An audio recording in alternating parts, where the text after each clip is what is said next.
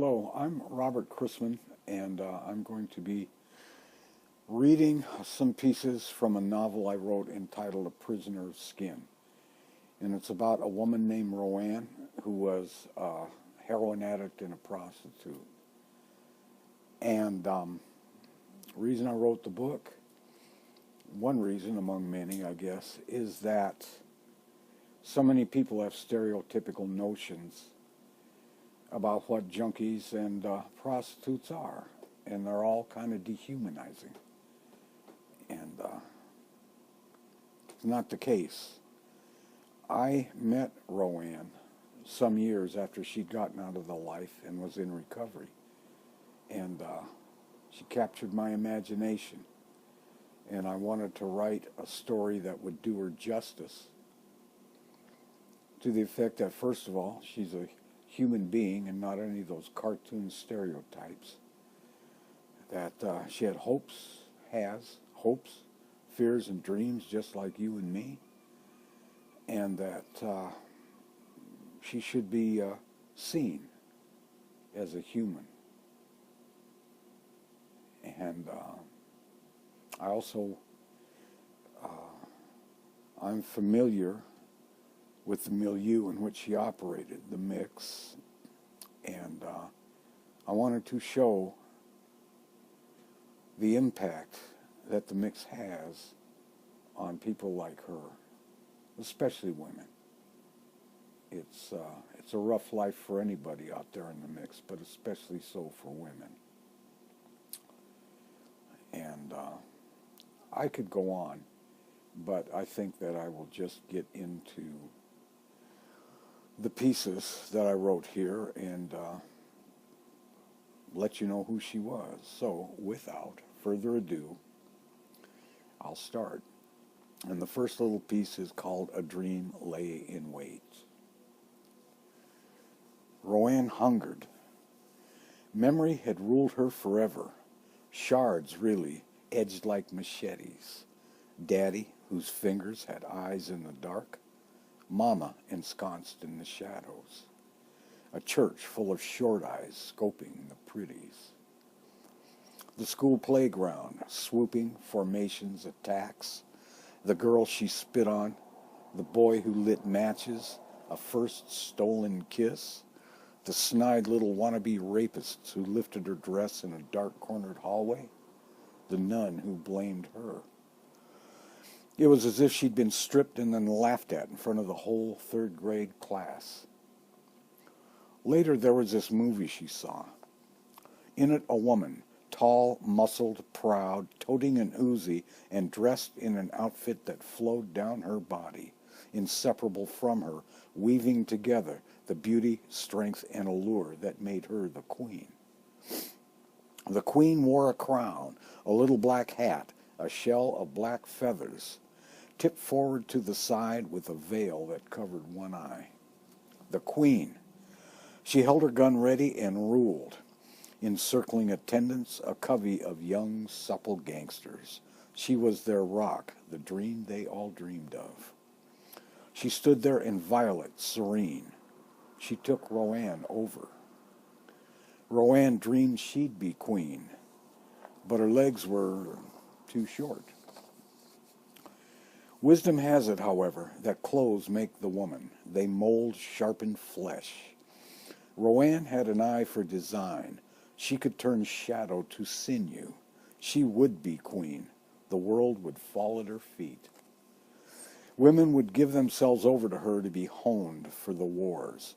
She'd reshape the world. All women, men's eyes. Men's eyes. Like all pretty girls, Roanne had been raised to be bait for the boys, which meant a life lived in the prison of skin. Boys tapped on her nerves, especially the bad boys who spit on the old folks' religion. They somehow embodied a fuck you all freedom denied her, a ticket away to some faraway place. But their cruelties and callous indifference, their drumming incessant need, what could these do in the end except sharpen her strong sense of place in the margins? There were the yo-yos, of course, yo-yos who'd lick the shit off her shoes for the chance to get next. She filed these away for use later on. Bait for the boys. She'd use it, embrace it, and somehow escape it thereby. She'd reshape men's eyes and be free. Roanne went downtown, age 14, where the lights are all bright and the shadows are sleek. The lost paradise. Bad boys in heaven, and she right there with them. And dope. Roanne would be queen. She'd learn how to game and get over, to outwit the wolves, fleece the lambs, run the maze. Then, past the maze, she'd exhume the dream and reshape the world. She'd retire in the end to a house on a hill where no danger or dread could ever molest her again. She would live the American dream, the dream that ends in a splendor of uncaring comfort and ease, that soothes like a breeze on a raft floating down the white Nile, with the softest of suns caressing her lips and her brow and her breasts and whispering the sweetest of nothings. The dream is 10,000 years old. It soothes just like Chiva. Roanne found her power. She found it one night in the Badlands, in the back of a fifth-rate hotel, in the room that holds all lost children. She'd been dodging bandits. She came there to rest and replenish. She was so hungry. A smorgasbord there on the table. She tied off and tucked in. Roanne found her power, and power reshaped her. She hungered and hungered and hungered for 10 million years as men circled, their eyes out for prey. Okay, now I'm going to get to the piece. Came toward the end of the novel. Roanne wound up in jail, and she had a dream one night, and this is the title, Roanne's Dream. Roanne banged the Chiva, turned tricks, and ran out of road. She tried outrunning her demons. She took the train from Seattle and brought herself right along with her. The same dope, tricks, cops, and jails awaited in Frisco. One night she lay on her bunk in the cell and fell into dreams. She'd come out of a tunnel, or rather the tunnel just broadened, into some jerry-rigged downtown, its sky lit by neon. Night became day.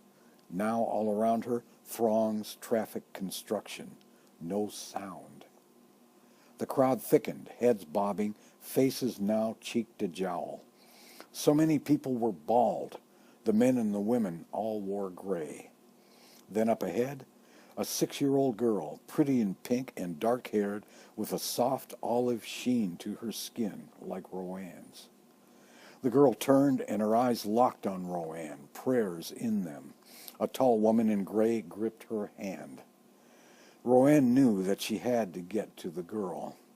She started to shove through the crowd, and then she was running, up over them now, on their heads and their shoulders, straining and flailing, reaching to stop the tall woman who'd picked up her pace and moved swiftly away.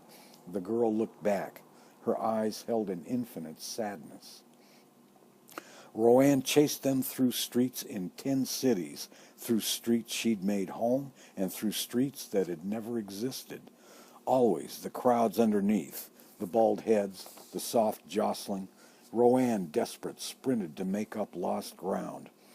The wind blew the black hat that she wore off her head. It whipped, a black husk of feathers was gone. She'd lose sight of her quarry, and then out of the crowd the girl would appear, eyes speaking from miles away. Roanne tracked her through years. Years, years, and years. And the crowd became statues, seen now through some bronze Aztec vista that stretched to a mountain, Popocatépetl, ready to blow. The sun shivered. The sky was impossibly blue. The noise of a sacrifice off to her left, louder and louder, and now the full-throated roar of a people. Not these statues, but blood-drinking warriors. Ah, Tenochtitlan! Roanne turned to look, and the statues were gone.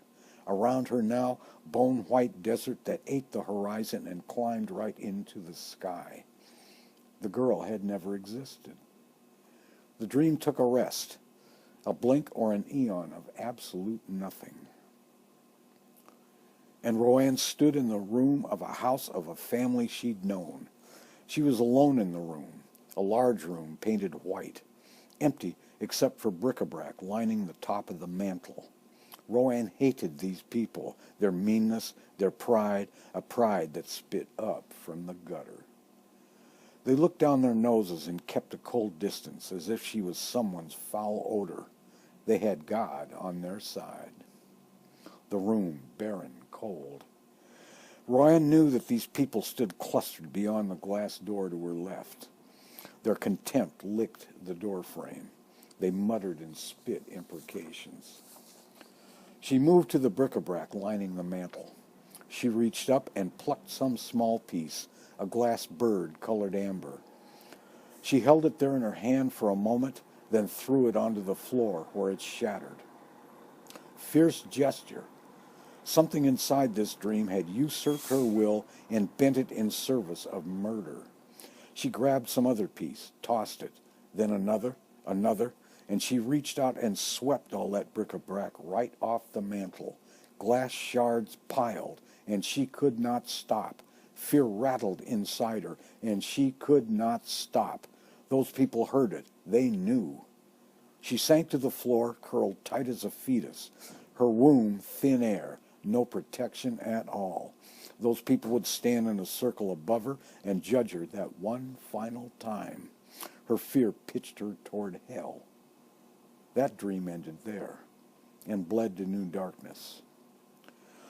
Roanne stared up at the Sterling Hotel, Seattle, downtown, 3rd and Pike. 3 stories tall, a narrow brick building, cowled there by midnight, in accord with some Norrish romance. The Sterling Hotel, where pasts had congealed into shapes that she'd run from forever.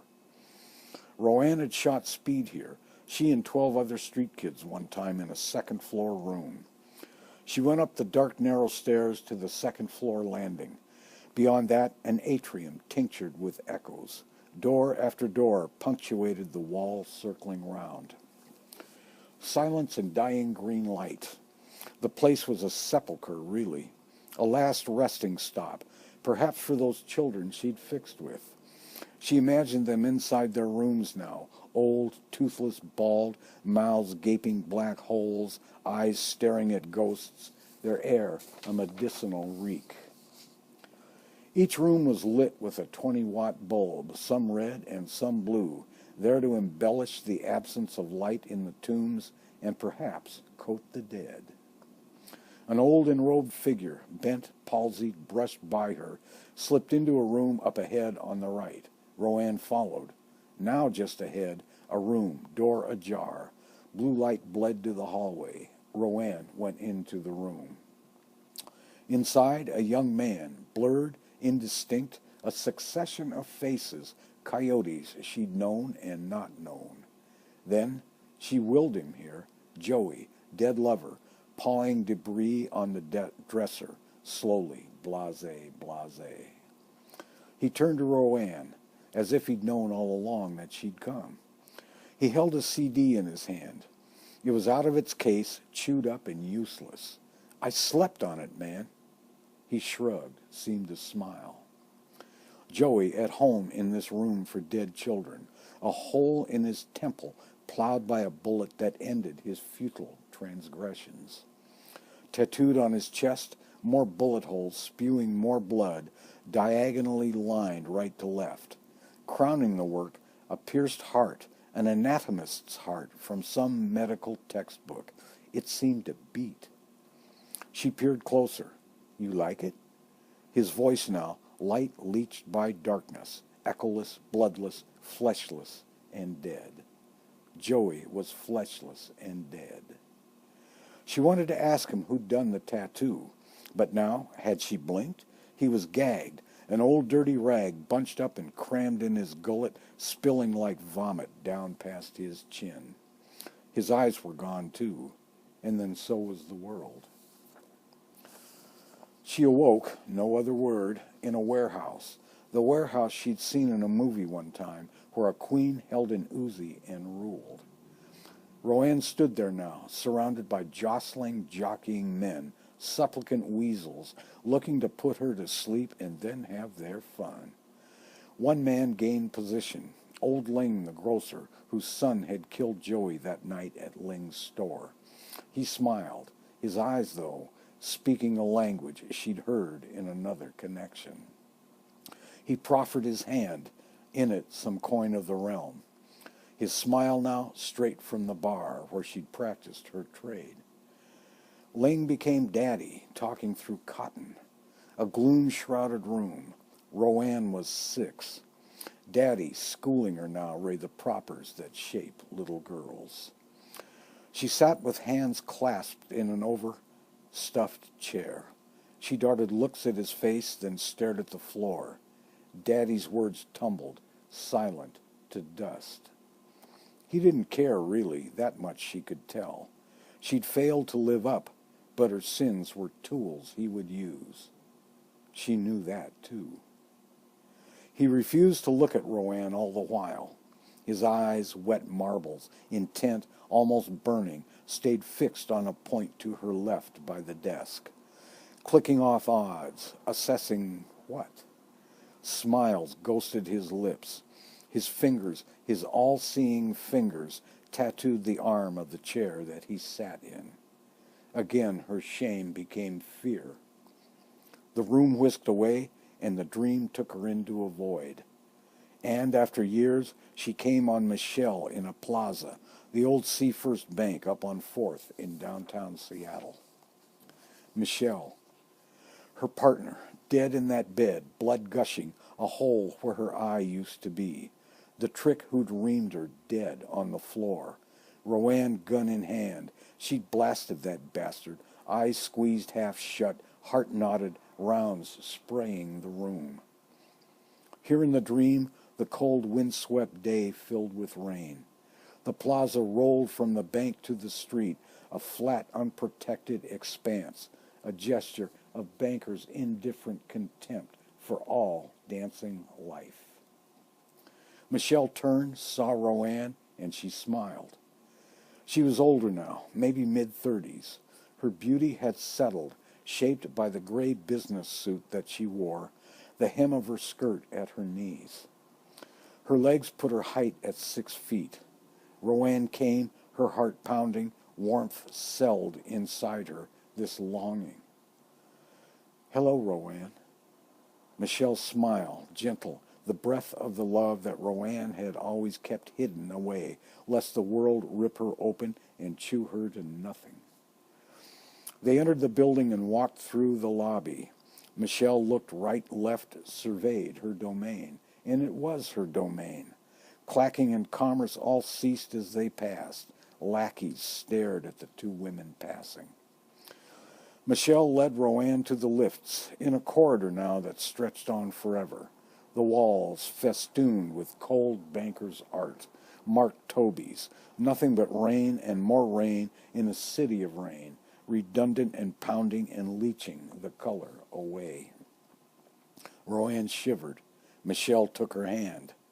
They traveled the miles, curves twisting this way and that.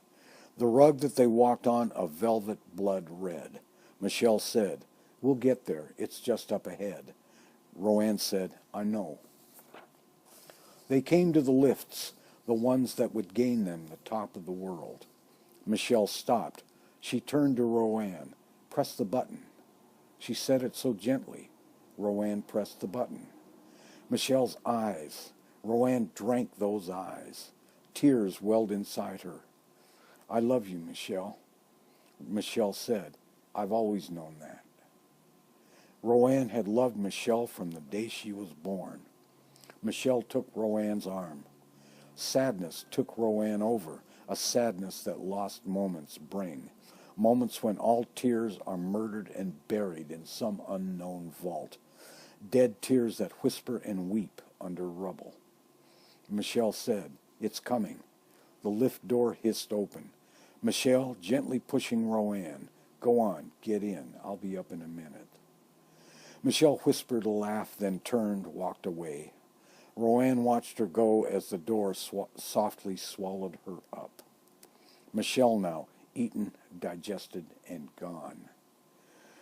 And the Lord God of hosts was a demon, crouched on a bed made for torture. God sucked her marrow, then laughed and said, "You're still my bitch." He grinned and drooled like the last feckless trick, then got off the bed and tossed her a quarter and spit and took off out the door. Michelle on the bed there beside her, left eye shot out, gouting blood. The blood spread like ink from a squid and painted the dream with a wetness that burned just like acid. It ate Michelle's flesh off her bones. A scream punched a hole in the dream. Roanne woke. Her sense of loss pounded. Her tears, come alive, rushed like blood. And that's it.